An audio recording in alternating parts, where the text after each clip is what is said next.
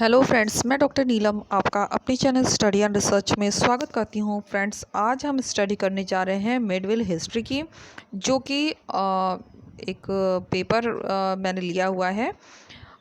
Old paper है history का, 2007 दिसंबर का ये पेपर है और इसके जो मध्यकालीन के इतिहास के क्वेश्चंस हैं उन्हीं को हम सॉल्व करेंगे। तो इस तरह का वीडियो पसंद आता है तो लाइक शेयर सब्सक्राइब करें। सब्सक्राइब करने के बाद बेल आइकन की घंटी को जरूर प्रेस कर लें ताकि इस तरह का वीडियो जब भी अपलोड करूं उसका नोटिफिकेशन आसानी से मिल सके। आज थोड़ा लेट हो गया है फ्रेंड्स, और कोशिश करूंगी रात तक एक और आपको प्रोवाइड करने के लिए वीडियो। देखते हैं, जैसे ही समय मिलता है वैसे ही मैं आपको प्रोवाइड करूँगी। तो चलिए आज का ये पेपर सॉल्व कर लेते हैं। तो यहाँ पे सूची दी गई है। पृथ्वीराज द्वितीय, जिनका शासनकाल रहा है 1165 से 1169 तक। जय सिंह सिद्धराज, इनका शासनकाल 1094 से 1193 तक। और गोविंद चंद्र, इनका शासनकाल रहा है 1110 से 1155 तक। और गंगेय देव, इनका रहा है 1015 से 1041 तक। तो ये वर्ष दिए गए हैं, शासन वर्ष, और उन्हें आपस में हमें सुमेलित करना था। धोई बंगाल के सेन वंशीय निम्नांकित किस शासक का राजकवि था? तो ये राजकवि था लक्ष्मण सेन का। ऑप्शन डी हमारा यहाँ पे करेक्ट हो जाएगा। निम्न में से किसने बंगाल में चिश्ती सिलसिला संगठित किया? तो चिश्ती सिलसिला संगठित करने वाले थे शेख सिराजुद्दीन उस्मान। देश के विभिन्न भागों तथा कालों में सक्रिय प्रमुख भक्ति संतों के निम्नलिखित वर्गों पर विचार कीजिए। तो ये दिए गए हैं वर्ग और इन पे हमें विचार करना है। ये क्रम में लगाना है। तो चलिए इसे लगाते हैं। सबसे पहले हो जाएगा तमिल देश के अलवर एवं नयनार संत, नंबर 1 पे रखेंगे। फिर कर्नाटक के वीर शैव संत, नंबर 2 पे। फिर महाराष्ट्र के वरकरी संत, और फिर हम रखेंगे राजस्थान के दादो पंथी, नंबर 4 पे। तो इस तरह से आप इसे क्रम में लगा सकते हैं। फिर से एक बार देख लेते हैं। तमिल देश के अलवर एवं नयनार संत पहले नंबर पर आ जाएंगे। कर्नाटक के वीर शैव संत, और 3 नंबर पर हम रखेंगे महाराष्ट्र के वारकरी संत, और 4 नंबर पे राजस्थान के दादो पंथी। अमीर खुसरो द्वारा लिखित मिफ्ता उल फतूह वर्णन करती है। तो मिफ्ता उल फतूह जो वर्णन है वो है जलालुद्दीन खिलजी के सैनिक अभियान। उसका जो प्रारंभिक आक्रमण है उसका विवरण इसमें मिफ्ता उल फतूह में हमें मिलता है, यानी सैन्य अभियान कह सकते हैं, और उसके जो प्रारंभिक आक्रमण थे वो सभी इसी में मिलते हैं। ऑप्शन बी हमारा यहाँ पे करेक्ट हो जाएगा। किस सुल्तान के कार्यकाल में उत्तर पश्चिम में मंगोलों के हमले सबसे अधिक भयावह हो गए थे? तो सबसे अधिक भयावह हो गए थे वो हुए थे बलबन के शासनकाल में। निम्नलिखित में से किसने दिल्ली को इस्लामिक पूर्व का सबसे बड़ा शहर कहा है? तो इब्न बतूता ने ऐसा कहा है। ऑप्शन सी हमारा यहाँ पे करेक्ट हो जाएगा। तो यहाँ आ गया है कथन और कारण का क्वेश्चन। कथन कहता है बाहमनी राज्य के प्रारंभिक समय में ही विदेशियों का राज्य की राजनीति में अत्यधिक प्रभाव था। और रीज़न दे रहा है बाहमनी शाह को दक्खनियों पर विश्वास नहीं था। फ्रेंड्स, इसका आंसर जो है वो बहुत कन्फ्यूज़न वाला है, इसलिए मैंने इसका उत्तर नहीं इसमें आपको दे पा रही हूँ।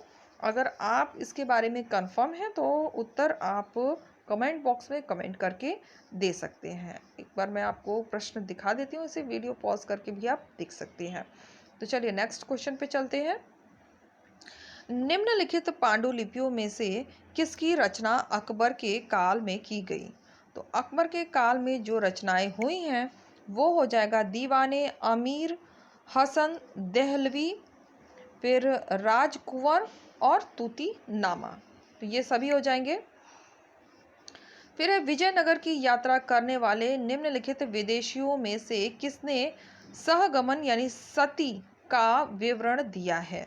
तो सती का विवरण देने वाले थे निकोलो कॉन्टी, डोमिंगो पायस और वार्थेन। तो ये सभी हो जाएंगे। नेक्स्ट देखते हैं,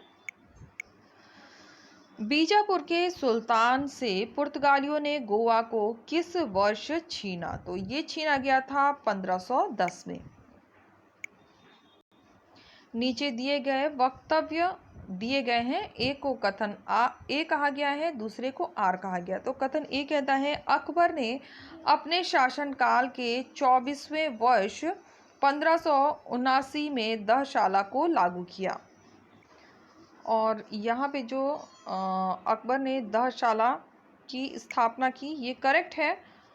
और इसके बारे में मुझे कन्फ्यूज़न है, तो यहाँ ये मैं प्रश्न छोड़ रही हूँ, आप इसे सॉल्व करके कमेंट बॉक्स में बोल सकते हैं।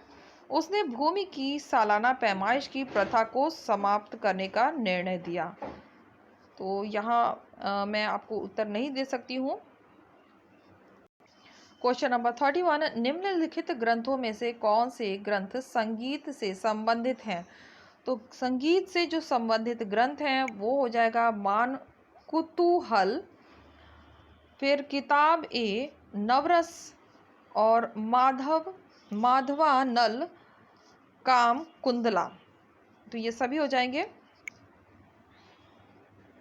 यहाँ पे सूची 1 को सूची 2 से हमें सम्मिलित करना है। स्मारक और निर्माता दिए गए हैं, अटाला मस्जिद इब्राहिम शाह सरकी, इसके बाद बड़ा सोना मस्जिद ये हो जाएगा नुसरत शाह से, गोल गुम्बज हो जाएगा अली आदिल शाह से, और चार मीनार हो जाएगा मोहम्मद कुली कुतुब शाह से। तो इस तरह से हम सम्मिलित कर लेंगे। एक बार फिर से देख लेते हैं, अटाला मस्जिद इब्राहिम शाह शर्की, बड़ा सोना मस्जिद नुसरत शाह, गोल गुम्बज अली आदिल शाह, चार मीनार मोहम्मद कुली कुतुब शाह से। निम्न में से कौन सा सिक्का मुगलों का नहीं था। तो दो दामी ये मुगलों का सिक्का नहीं था, बाकी सभी था, जैसे मुजफ्फरी, मोहर, आना, ये सभी मुगल कालीन सिक्के थे। नेक्स्ट है शब्द दिए गए हैं और उनके अर्थ हमें देखकर उसे मैचिंग करना है। तो शायर हासिल जागीर ये होता है, सर्वाधिक आय वाली जागीर को हम शायर हासिल जागीर बोलते हैं। पाए बाकी किसे कहते थे। पाए बाकी कहते थे जागीर में देने के लिए सुरक्षित भूमि को।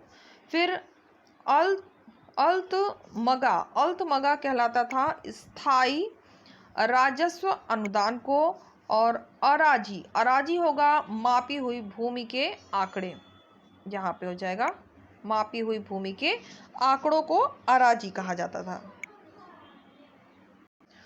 यहाँ जाते हैं, ये भी क्वेश्चन इसमें सॉल्व कर लेते हैं। निम्न में से कौन सा सम्मिलित नहीं है। तो पुरंदर की संधि ये सम्मिलित नहीं है। यहाँ पे दिया गया है 1664, जबकि सही होना चाहिए 1665।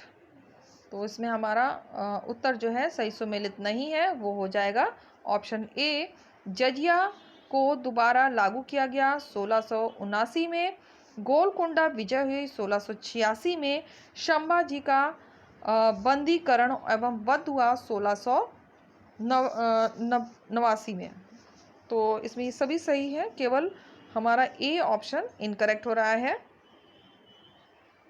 तो फ्रेंड्स हम आ गए हैं प्लेलिस्ट में। यहाँ आप देख सकते हैं अलग अलग कैटेगरी के वीडियोस हैं, जिसमें ज़्यादातर मैं कोशिश करती हूँ आपको ओल्ड पेपर प्रोवाइड करने के लिए। ये नेट के ओल्ड पेपर्स हैं।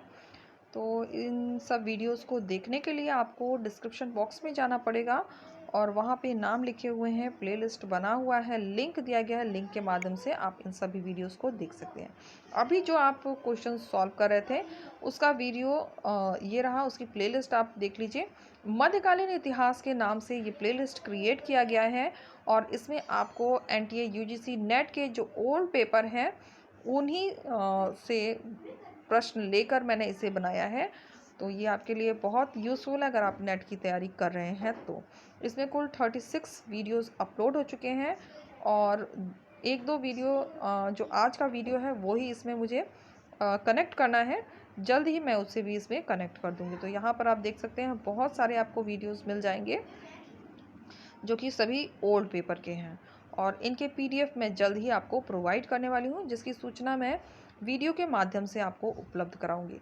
तो उम्मीद है आपको वीडियो पसंद आया होगा। वीडियो पसंद आता है तो लाइक शेयर सब्सक्राइब करें। सब्सक्राइब करने के बाद बेल आइकन की घंटी को जरूर प्रेस कर लें ताकि इस तरह के वीडियो जब भी अपलोड करूँ उसका नोटिफिकेशन आसानी से आपको मिल सके। Okay friends, take care and bye bye.